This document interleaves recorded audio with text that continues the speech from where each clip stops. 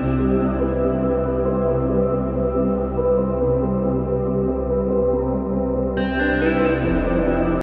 Foodies, welcome to Divi Bhuvi blogs.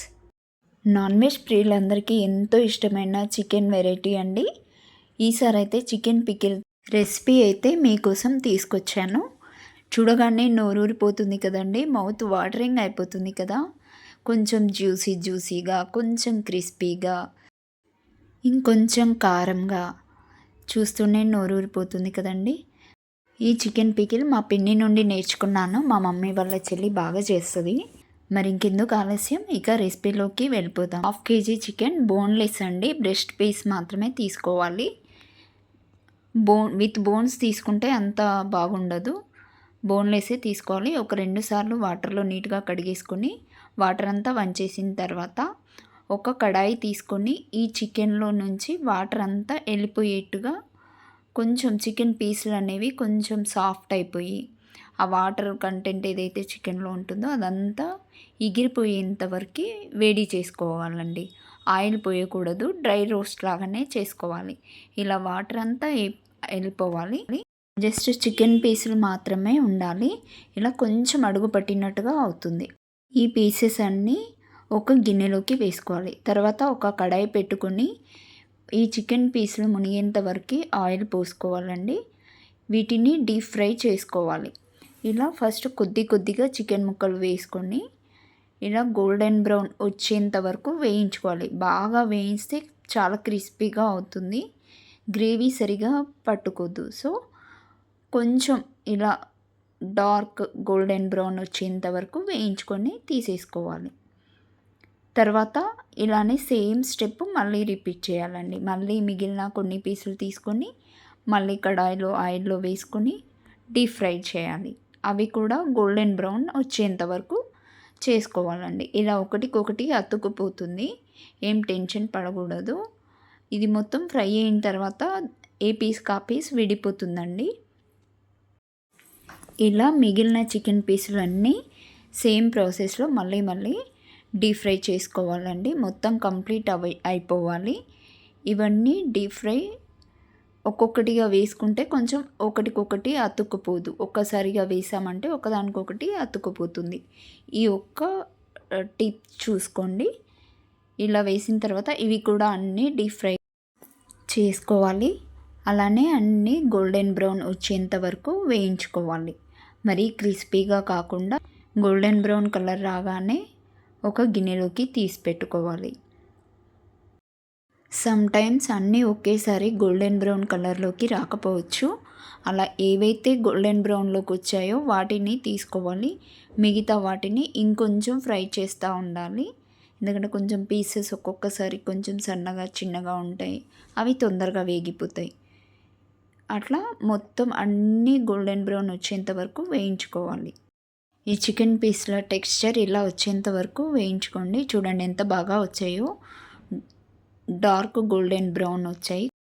ఇక మసాలా కోసం అయితే ఒక స్పూన్ వరకు ఆవాలు తీసుకొని అలానే ధనియా, కొంచెం షాజీరా, ఒక 2 ఇలాచి, 1 ఇంచు వరకు దాల్చిన, కొంచెం జీరా, అలానే కొంచెం మెంతులు, ఇవన్నీ డ్రై రోస్ట్ చేసుకోవాలండి.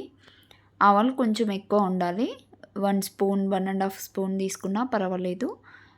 మెంతులు మాత్రం 1/2 టీ స్పూన్ మాత్రమే తీసుకోండి, చేదవుతుంది.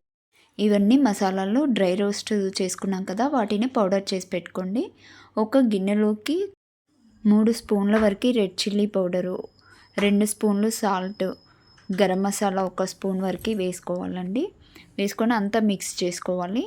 తర్వాత ఈ డ్రై రోస్ట్ పౌడర్ కూడా వేసుకొని మిక్స్ చేసుకోవాలి, మొత్తం కలుపుకోవాలి. ఒక 3 నిమ్మకాయలు తీసుకొని అవి రసం చేసి పెట్టుకోవాలి. ఈ జ్యూస్ని కూడా ఈ కారం పొడి, ఈ మసాలాల దాంట్లో వేసుకొని కొంచెం పేస్ట్ లాగా చేసేసుకోవాలండి. వీటన్నింటికి ఈ లెమన్ జ్యూస్ అనేది మంచిగా పట్టుకోవాలి. ఈ మసాలాలు అంతా బాగా కలిసిపోవాలి. ఇప్పుడు మనం తీసుకున్న ఈ మసాలాలంతా కొంచెం ఈ లెమన్ జ్యూస్ కలపగానే కొంచెం పొడిగా అయిపోతుందండి. ఇక డీప్ ఫ్రై చేసుకున్న చికెన్ పీసెస్ ఉన్నాయి కదండి, వీటన్నింటినీ ఈ మసాలాలో వేసుకోవాలి. వేసుకొని ఒక్కసారి కలిపేసుకోవాలి. ఈ మసాలాలు అంతా ఈ చికెన్ ముక్కలకి పట్టేట్టుగా కలిపేసుకోవాలి. ఇలా మొత్తం కలిసిపోయేంత వరకు కలపాలండి.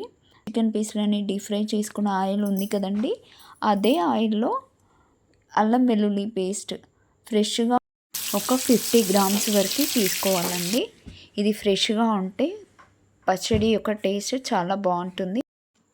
ఇప్పుడు ఒక హాఫ్ స్పూన్ వరకు పసుపు వేసుకోవాలి. అలానే ఒక స్పూన్ జీరా, అలానే ఆవాలు ఒక స్పూన్ వరకు వేసుకొని ఫ్రై అవ్వనివ్వాలి. ఇలా ఆయిల్లో బాగా ఫ్రై అవ్వాలండి. అల్లం వెల్లుల్లి పేస్ట్ అనేది అంత పచ్చివాసన అంతా పోయి అరోమా మంచిగా వస్తుందండి. కొంచెం గోల్డెన్ బ్రౌన్ వచ్చేంత వరకు ఫ్రై చేసుకోవాలి. మనం మామూలుగా ఫ్రై చేస్తే ఫంగస్ వచ్చేస్తుంది. అలా కాకుండా మంచిగా ఫ్రై అయ్యేట్టు చూసుకోవాలి. ఇక స్టవ్ కట్టేసి ఆయిల్ కొంచెం గోరువెచ్చగా ఉన్నప్పుడే డీప్ ఫ్రై చేసుకున్న ఈ చికెన్ ముక్కలన్నింటినీ కలిపేసుకోవాలండి. ఇలా ఒక్కసారి మొత్తము ఆయిల్లో ఈ చికెన్ ముక్కలన్నీ మునిగిపోయేంత వరకు కలిపేసుకోవాలి. ఇది వేడిపైన కలిపితే కారం మొత్తం ఈ మసాలాలు మొత్తం నల్లగా అయిపోతాయండి. కొంచెం గోరువెచ్చగా ఉన్నప్పుడే కలపాలి. ఇందాక మనము నిమ్మకాయ రసం అవన్నీ వేసి పెట్టుకున్నాం కదా, ఆవపొడి అవన్నీ వేసుకున్నాం కదా, కారము, సాల్ట్, ఆ మసాలా అంతా తీసుకొని కలిపేసుకోవాలండి.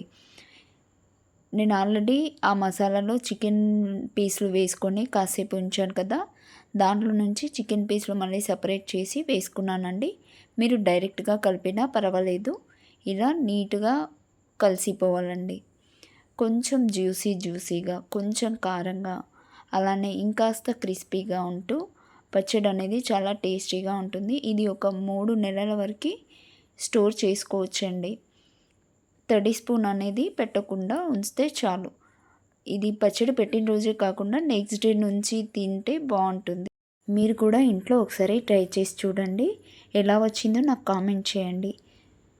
ఈ వీడియో కనుక మీకు నచ్చినట్టయితే మీ ఫ్రెండ్స్కి, రిలేటివ్స్కి షేర్ చేయండి. అలాగే నా ఛానల్ని సబ్స్క్రైబ్ చేయండి. Thank you for watching. మరొక మంచి రెసిపీతో నెక్స్ట్ వీడియోలో కలుద్దాం.